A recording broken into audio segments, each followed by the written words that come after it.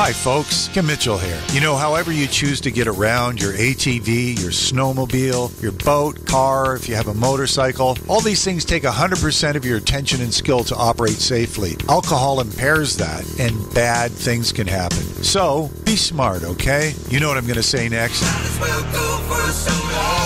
This message brought to you from the Safe and Sober Awareness Committee. Hey everyone, this is Lil J. Join me every Saturday night at 11 p.m. Eastern for The Block Party, a 2-hour journey of the best in the Canadian underground dance music scene, featuring tracks and DJ mixes from Canada's emerging artists, from the disco hits of the 70s to the latest dance floor fillers. No lineups or cover charges, it's your weekly free access to the beats that are packing dance floors in Canada and around the world. The Block Party, Saturday nights at 11 p.m. Eastern, right here on 102.9 Whistle FM and online at whistleradio.ca.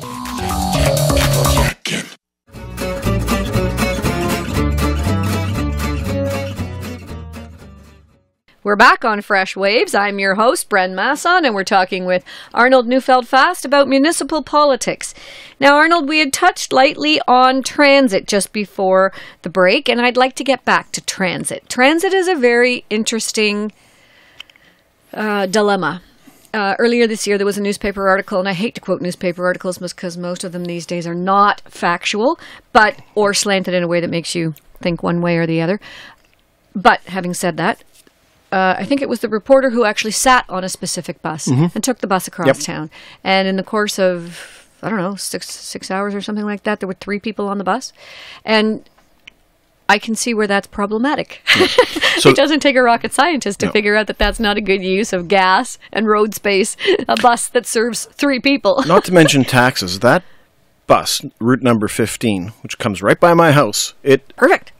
Every rider is subsidized $150 each ride, right? So that's if you put together the cost of that bus, the fuel, the driver. Yeah, that's not efficient at all. Right. So that is the most inefficient route, or second most inefficient route for York Region Transit, right? So you think, I went to battle with Wayne Emerson on these things way back when he was still mayor. And often we'd hear in town, well, let's get rid of those empty buses. Why are we wasting our taxes on these buses that no one is using? Well, that's one way of approaching it. The other question might be, is routing a problem? Is frequency a problem? Do people know it exists? Yeah. So if you look at the ridership data, which I have done back in the day and continue to track, up until 2012, we had this same percentage of increase in ridership as our population group, and we were mushrooming from 2006 to 2012 in terms of residences, and ridership grew accordingly.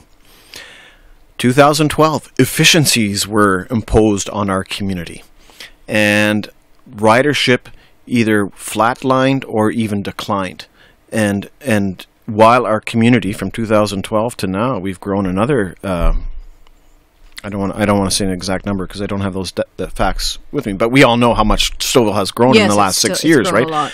Third fastest growing population in Canada. Yeah, and so all of our growth is mandated by the region and behind that the province to be transit supportable. So all of our houses that have been built in this time are within a certain walking distance of where a bus route needs to be. And we have the density, we have to build with the kinds of density that will support public transit, right? So all of that infrastructure has been designed to make it happen, make it work, right? But that also requires then another couple of steps of is it the right route? Are they picking people up at the right times? Are there shelters when it's snowy or raining? Where is that bus? If it's going to the hospital, where there's a nice hub that's being built actually right now, but it'll take you down Highway 7 and connect you all over York Region. But if you can't get us there efficiently and quickly, we're not going to use it. Right. Right. And a second car costs every family a minimum of $10,000 per year. Yes, with right? insurance and gas and, Absolutely. It doesn't matter how cheaply you get the secondhand car. The most expensive car we own is the one that we got for free. Yeah. and in this kind of urban environment in Southern Ontario and the kinds of regulations around how we build, there's no excuse for our community to be underserved with transit. There's other questions around how to get folks from Musselman's Lake and Ballantrae networked into that. But this urban community of Stouffville should have top-rate transit. What about things like, I remember I grew up in Thornhill, and we used to have the Markham Transit. We used to call it the ZIT. The number one riders of the ZIT were old people and high school students. There are right now in Stouffville, I know, students that come from Camfella all the way over to Markham District High. That's a long walk. It's a long drive. It's a long walk. Yeah. And they don't qualify for buses because it's not out of a certain kilometer range. But they, I'm sure, would pay, we used to pay 25 cents. How old am I? But whatever it costs, the $1.50, $2 to get on a transit. And the buses, the Markham Transit that I used to ride, they were small buses. They would have maybe 20 seats, perhaps, like 10 rows back and 2 on each row. And there were some times in the morning when the kids were going to school and in the afternoon when we were coming home where people were standing. Big deal. Yeah. They were little buses.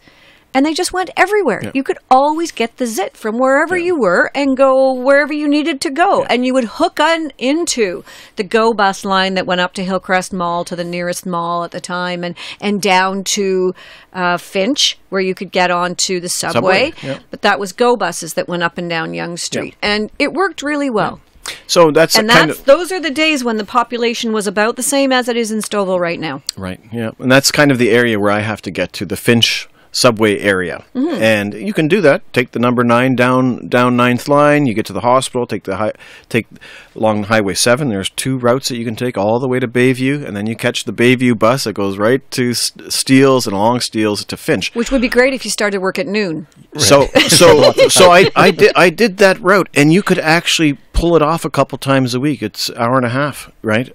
Shorter than an hour and a half. But now, my goodness, it doesn't work. So there are many of us commuters that would take transit if we could, at least a couple times a day or week. But it's just not working.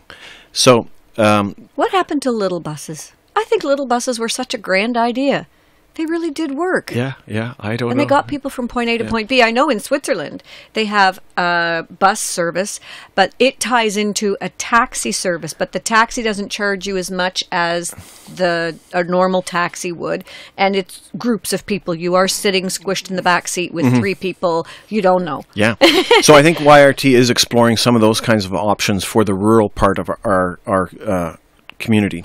So using Uber or other forms where they would where there would be an arrangement where YRT subsidizes that. They don't have to come necessarily right into your subdivision. I still had a 10-minute walk from my house to my transit stop.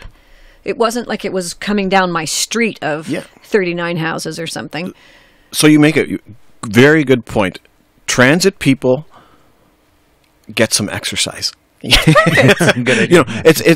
It's all very well documented that's part of developing a healthy kind of community. If we're not walking outside, and I'm just as guilty as anyone else, but I came with my bicycle now this morning to Did you? Absolutely. Good for you. I mean, it's Did you park it by Jay Scooter?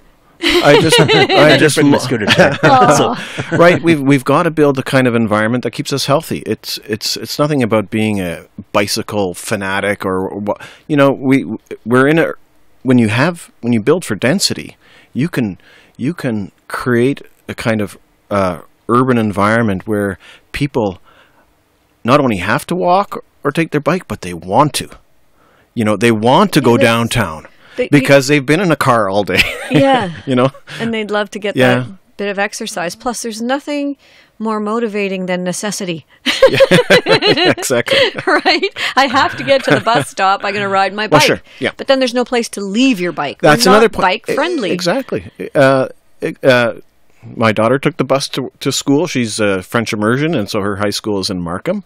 And they have to catch the bus at a certain point. But there's no bike rack there. There's not a shelter there. So, I mean, there are these kinds of things that just make it a more friendlier, could make it a more friendlier option, and actually make us happier, make us healthier, make us wealthier. All these things, right? Yeah, it's not about regulating exercise per se. It's more about a lifestyle change. Yeah. It's about a lifestyle reorganization, right, and a different way of thinking of things, isn't it? I enjoy transit. And I think that it does encourage walking because you have to walk to the transit. Yeah. Mm-hmm. But I just am not sure of a solution because it doesn't seem like it's economically feasible to make now little transit systems within the big picture. Yeah. I mean, even when you look at Thornhill and places like that now, their transit system is really sophisticated and they're dealing with hundreds of thousands of people, not just 40,000. So. Yeah. So the numbers in Stouffville are limited, and but again, this little corner of Stouffville, where all the population is built for it. It's planned for it, but there are pieces in the puzzle missing. It could be done efficiently, and it was until 2012. So we've got that data. We can see the graphs of the growth in ridership year after year after year till 2012.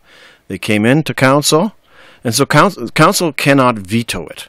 Although a mayor always sits at regional council, and YRT is responsible to regional council, and the lion's share of our municipal taxes go to regional council. What council can do is advocate. Actually, they're mandated to advocate for transit on behalf of the community. So that's why, as Jason's saying, we need every candidate to take the number 15, take the number 9 a couple of times. Okay, so where do these buses go? Number 15 and number 9, for listeners who don't understand the buses and have never used them. Right. So the number 15 connects us to Yonge Street. So it goes all the way down Stouffville Road. Along Stouffville Road? Yeah. So it comes from Yonge Street, down Stouffville Road, goes up Highway 48 a little bit to Millard, and then it goes all the way down Millard, and then down and then to Main Street, Stauffer in Main, and then heads back west along Main Street and Stouffville Road, right? And so what that in theory can do, which is good, Yonge Street is a transit spine, right? And all of our regional offices are in Newmarket, and you have to get up Yonge Street to get there. So a few years ago, I was I had to do jury duty for a terrible trial that took 3 weeks. Okay, so how do you do that when you're in Stouffville? And, unless you have that second car, and we've decided as a family we're going to try and live with one car, right? So that immediately raises a problem of transportation. Well, certainly a community like ours should be able to have public transportation to get us to our courthouse, to our regional offices, right? And I don't think council in that era ever took the bus to the regional. No, I'm sure they didn't. Oh, no. and then you would know that in theory that is a really good idea, but it does, it's so infrequent, and that it rarely makes sense. So number 9 is, it used to work. It really was a nice spine, a transit spine connecting our community with the hospital and Highway 7. Markham Stouffville Hospital. Yeah, Markham Stouffville Hospital and Highway 7. And Highway 7 is turning into a wonderful fast transit spine, if we want to use that. Right, with that new the road separated, that they put in. Yes, yeah, great. And they're building, as we speak, they're building a transit hub there. So that's really, really good. It's great use of our regional tax dollars, and thinking about how to keep us moving without forcing all of us to get onto the 404 and into our cars and so the number 9 traffic. Still works? Well, it gets there, yeah. It could be a little bit tricky at times. But now it goes all the way through town. Like we used to have a separated, the number 15 used to just be a Stouffville specific route that circled through town. So it would collect everyone, and then you get off at 9th, and the 9th line spine would just took you really quickly down to the hospital. And now this number 9 comes back from the hospital and it goes all around town. So if you're a commuter, that adds, for each way, it adds another 20 to 25 minutes. Yikes. Right? And it's already a long commute if you're going to use 9 and Highway 7, etc. But if you, just to get around Stouffville, just to get back to your corner of urban Stouffville, to add another 20 minutes to a route that was working fine in 2012, well, that killed it for a lot of us. Mm-hmm. Yeah. Well, it makes that commute just miserable. I remember when I went to Switzerland, I went to school in Switzerland, so I lived with my aunt in La Tour de Paix, and I went into Lausanne. It was a 40-minute ride, half an hour on the train, a 10-minute walk once I got there. None of my relatives could figure out why I wasn't living in Lausanne. You cannot possibly live in La Tour de Paix and take the train for such a long time. Every morning and every day back, it's not possible. And I said, of course it's possible. Try living in Canada. That's nothing. An hour and a half just to get into downtown in the morning. Right. Don't even dream about it. Yeah. It's a kind of a crazy way of looking at things that we would spend that much time in transit. Something has to be done. People should ask that the next time one of their candidates comes to their door and tells them all the wonderful things that they have to say, that they should say, so what about transit in this community? Yeah, transit for elderly people who don't have a car anymore, transit for students trying to get to schools, now that there's going to be, a York University campus in Markham. How do the students get there? And how do we get ourselves around? Yeah, it's a good question. Yeah, and even parking. Like, that's a big issue in town. And where are you going to park for the day? And a lot of our new houses... We'll have a sidewalk across the front yard, of course, and that space between the sidewalk and the road is not sufficient for that car. So you have cars hanging over into the bike lane, or cars hanging over onto the sidewalk, or So in other words, our houses are not even being built anymore for two cars. Right, and that causes community anxiety. You can't even park on the street because you're overhanging someone's driveway one way or the other. There's not enough space between the houses. And so, Jason, you and I have had some back and forth too about sidewalks being blocked. And so I go for a jog, and there's, I don't want a car across the sidewalk. And if you and if you're using a scooter, trying to get around that is. So we're not even building our communities anymore for two cars, and we shouldn't. We shouldn't have to. In this town, we could, if all the other pieces worked, that problem too would be a little bit different. It would be. Okay, we have to take a little break now. You're listening to Fresh Waves. I'm your host, Bren Masson, and we have Arnold Neufeldt-Fast in the studio this morning. We're talking municipal politics. Stay tuned. We'll be right back. Claudio here with knowledgeflow.ca. If your family has been the victim of cybercrime, cyberbullying, or malicious privacy abuses, you're not alone. It's happening every day and sometimes carries tragic consequences, as we've seen in recent news. What's the solution? Don't internalize it. If it's an urgent issue, call the police immediately. If, however, you would like professional advice, you can confidentially email report@knowledgeflow.ca and get some ideas for dealing with social media, instant messaging, webcams, hacking, identity breaches, etc. Remember to visit knowledgeflow.ca on Facebook and potentially arrange a seminar for your community center, your school, or your Board of Education.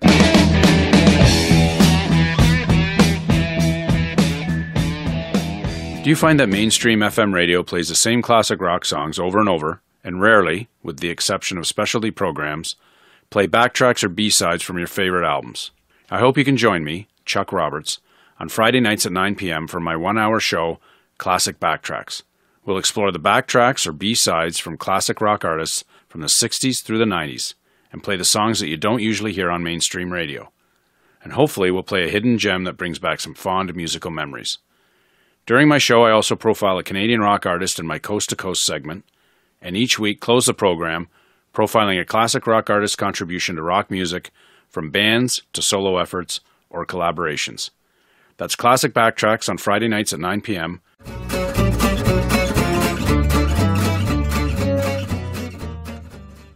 We're back on Fresh Waves. We have Arnold Neufeldt-Fast in the studio this morning, and I'm your host, Bren Masson. Arnold, it seems from what we're talking about that maybe the First Nations philosophy of 70 years in the future, that you are living for 7 generations in the future, is something that we have to start doing in municipal politics. It's so wise. And it has to come from the ground up. Yeah. I like the fact that municipal politics, and people don't, I hate the mindset that municipal politics doesn't matter. The only elections that really matter are provincial and federal. the ground roots, the root of everything you're doing. The tree is wonderful and the blossoms are beautiful, but if that's all you take care of and the roots die, you're done and the tree falls over. The roots of municipal politics are the roots of this country. This is where your vote matters the most. I can agree with that. I used to think everything that was important happened at the federal level, but you take almost all of those issues and you realize you can actually do something at the local level. Yes. Say it's environment. You have an impact. You could, yeah. I mean, it's exactly. You can actually begin change locally, and even in the U.S., it's big city mayors that know, like, even if the federal government is not supporting some of the initiatives, at the local level, they can actually do almost as much if they do this together and work together. So, yeah, at the grassroots level, getting people to work together, getting people engaged is critical. And the voting numbers suggest that not everyone is convinced of that yet. Yes, I know that. There's an interesting Buddhist proverb that translated says, "If everyone swept their own doorstep, how clean the world would be." Yeah. There you go. It makes perfect sense. Yeah. You're not talking about cleaning up the entire world, just your own doorstep. Yeah. So in municipal politics, I akin that to starting in your own community and making your community matter. And it does matter to you. It matters to you when you're driving down the street and construction is blocking your way. It matters to you when a water main breaks because it's so old and so over capacity. Over capacity, it's supposed to have a capacity of 100 and we're working at 120. This is wrong, but this affects you directly. Yeah. It's cleaning up our own front step. And that's what municipal politics is all about. And your vote is so important. Yeah. I looked at the poll numbers from the last election, 2014. Ballantrae Golf and Country Club, a sort of a 55 plus community. Yes. Over 60% of possible voters voted. High turnout. Good. The highest, there was only one higher poll, and that was at Parkview that you've mentioned now a couple of times. So so it's easy. They walk downstairs, cast a vote, and walk back upstairs. They don't even have to get wet. 70% of those people decided to walk downstairs instead of watching a TV show or something like that. So in other words, we can see from those kinds of... It was a social outing, just saying. Well, so should our community polls as well. So... There is a generational difference, and that we see that at the provincial and federal levels too. That we really want to get the younger folks out to vote or to care about these issues, and then to and there's lots of reasons for younger people to be cynical, and I think that's part of the mix. And I think here too in Stouffville we suffer a lot from proximity, in that we just said that 82% of this community leaves in the morning. Yeah. So when they're spending the bulk of their waking day in a community that is not theirs, they get involved in the politics of that community. I hear more talk about what's going on in Toronto with John Tory than I do about what's happening in Stouffville with the mayoral candidates here. I hate that word mayoral. It's too hard to say. Mayoral, whatever. Mayor candidates here in Stouffville. Yeah. So the John Tory race... I'm listening to people the other day with their cell phones on, and you know how you can hear, it's so annoying, but you can hear their video that they're listening to or whatever.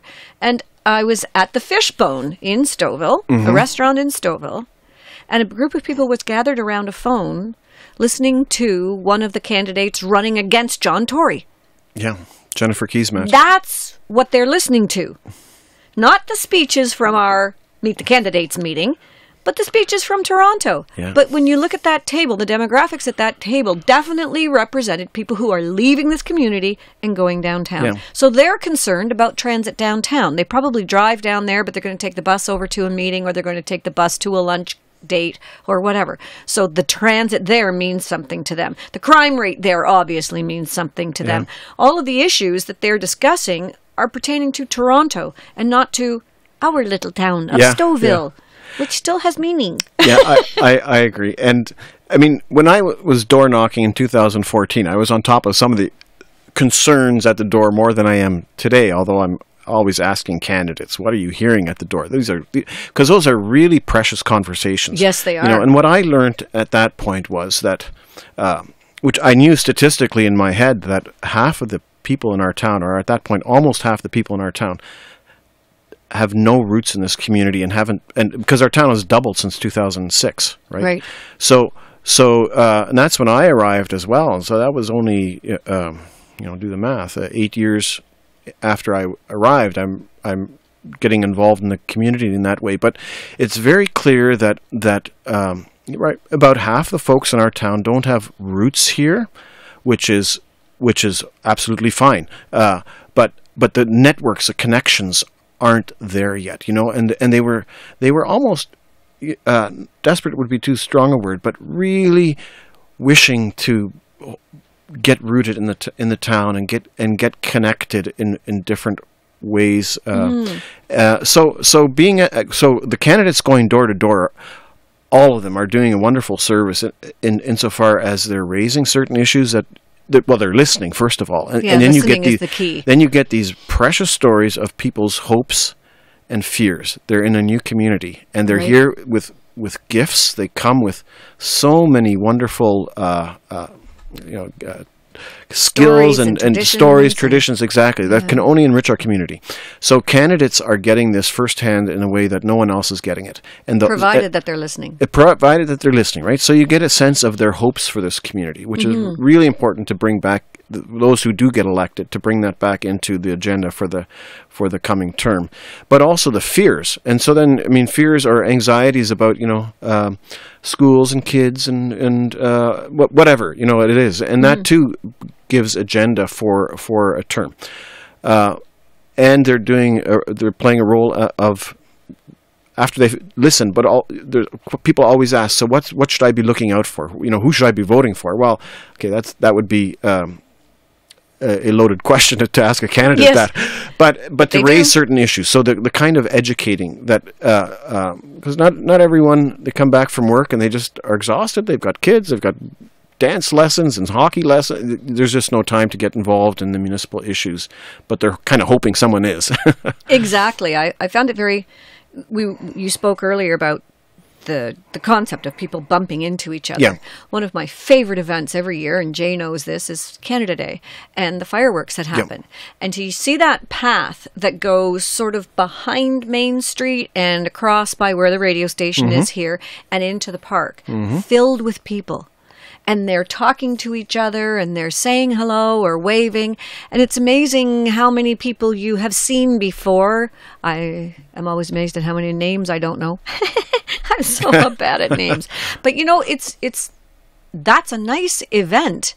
And it seems that people are happy to be there. Absolutely. It's not that they're there because someone said they had to go and, some regime is making them stand in that field. They're there because they want to be there, and they're happy to be there. It's a great event.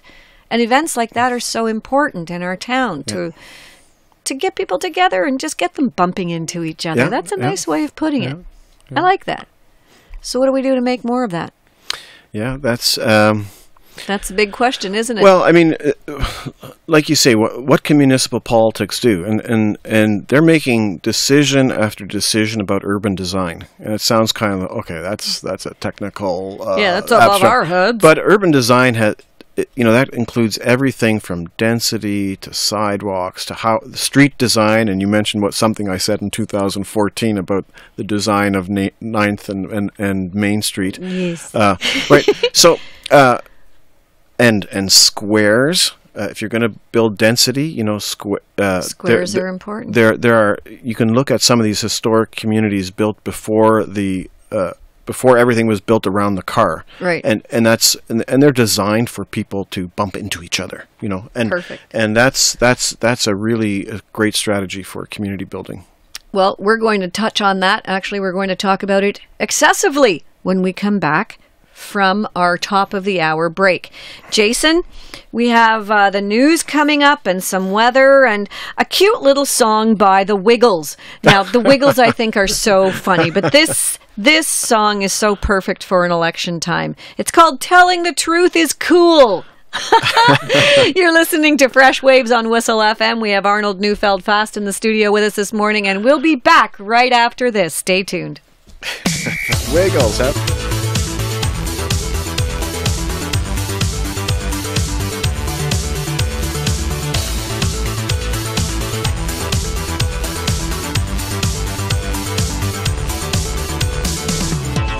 The truth makes you feel good inside. It puts a smile on your face.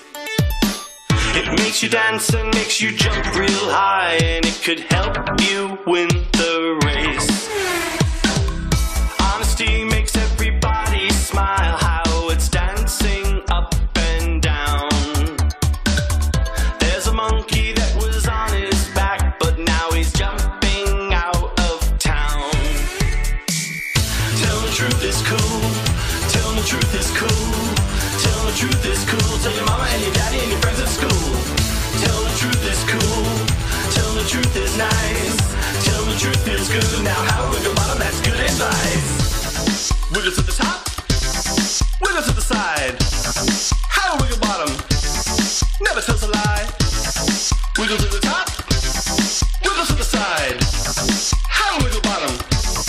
Never tells a lie. Monkey, monkey, monkey, monkey, monkey, monkey, monkey, monkey, monkey, monkey, monkey off my back.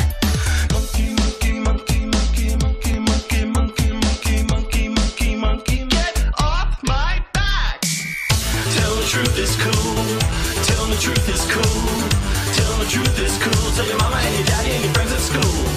Tell the truth is cool. Tell the truth is nice. Tell the truth feels good. Now how we go bottom, that's good advice. That monkey off your back now. Tell the truth. Tell the truth. Get up and dance now. Tell the truth. Tell the truth. How it wiggle bottom. Tell the truth. Tell the truth. Everybody's gotta tell the truth. Tell the truth. Get that monkey off your back now. Tell the truth. Tell the truth. Get up and dance now. Tell the truth. Tell the truth. How it wiggle bottom. Tell the truth. Tell the truth. Everybody's gotta tell the truth. Tell the truth. Tell the truth is cool. Tell the truth is cool. Tell the truth is cool. Tell your mama and your daddy and your friends at school. Tell the truth is cool. Tell the truth is nice. Tell the truth feels good. Now how